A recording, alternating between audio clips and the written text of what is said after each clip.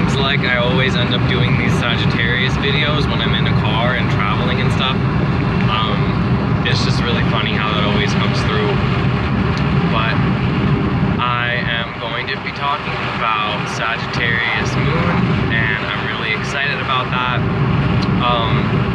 This is a sign that my father has, and it's always been a bit elusive to me. I'm going to talk about it in a general sense, of course, but the closest experience that I have to that moon placement is that relationship in my life. Sagittarius moon is someone who is, their emotions are like on a different level. It's similar to Aquarius moon where they're kind of detached from it, but while Aquarius is like having an out-of-body experience with their emotions and really going through their mental body, Sagittarius moon is just completely dissociated from their emotional body.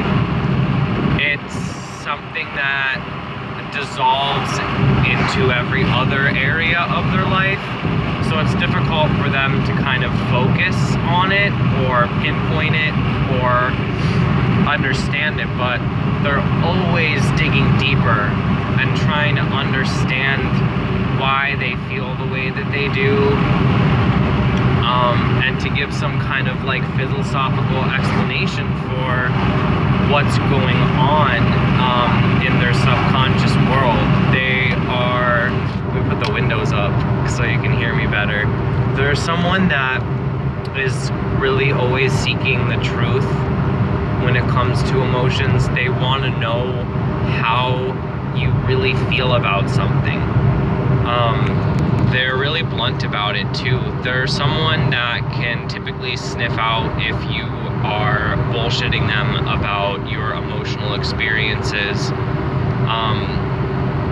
And they're also someone who, despite, like I said, having somewhat of a bit detached relationship to their own emotional experience, because it's very philosophical and perspective related, this person's gonna come across as someone who is really passionate and maybe like spontaneous or abrupt or almost a bit explosive. It's very similar for all the fire moons, but more so Aries, where you just kind of like pop off and get out what you need to get out, and it's very dramatic and it comes in bursts. Sag moon's very much like that. They're incredibly unpredictable emotionally, which is very similar for the mutable moons in general. Yeah, lots of really unpredicted mood shifts, and in fire it's just really popping off. So this is someone that might get entangled in a lot of fights or arguments or disputes. It's not even necessarily that they're angry, but they're very emotionally attached to their views and therefore their arguments. So if you're trying to have any kind of intellectual debate or conversation that happens to spark an emotion with this person, you're really gonna pull a lot of energy out of them in ways that, you know, like you're tapping into that part of them. And this could be amazing if this person is balanced, and they can be a really great teacher and they have a lot of wisdom that they can impart emotionally to you. However, if this person hasn't really balanced out this moon sign yet, they're probably gonna be a bit hypocritical and giving you all these really big ideas and truths without really actualizing them in their own lives, which makes it really hard for people to actually hear them and understand what they're saying. So if you have a Sagittarius moon, it's really good to kind of back up what you're saying. That will provide you with a lot of emotional stability, believe it or not. because that way you can like preach openly and be really optimistic and positive and say all these idealistic things while also doing them, and it will prevent a lot of conflict with people in your life, because an immature Sag moon is really kind of gonna aggravate some people that want them to kind of step up their game. Or if you're not used to mutable moon signs, then just you need to be patient with these kind of people.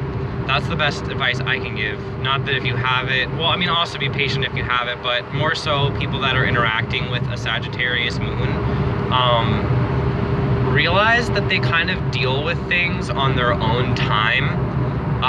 What a Sag moon needs to feel really nurtured is independence and freedom, and the ability to kind of go out and explore and adventure, especially in terms of their own emotions. They're not someone that you can like force into therapy or force to think or feel a different way. They're gonna have to do it on their own, and they're gonna need the space to be allowed to do that on their own. So if a Sagittarius moon feels trapped or stuck or bored or doesn't have the ability to like get out of the house and have a good time, they're gonna be incredibly depressed and feel like they don't really have a purpose in life, because for the most part, what Sagittarius really needs to focus on is just being positive and happy and outgoing and optimistic and social and expressive, expansive, having these really high-level conversations and interactions with people on mental, emotional levels. That's what they need. Even though it's a fire sign, it's a very mental sign, so you need that stimulation or you're gonna get really depressed, and it could really just cause you to cycle in those patterns until you can find a way out of a situation that you feel kind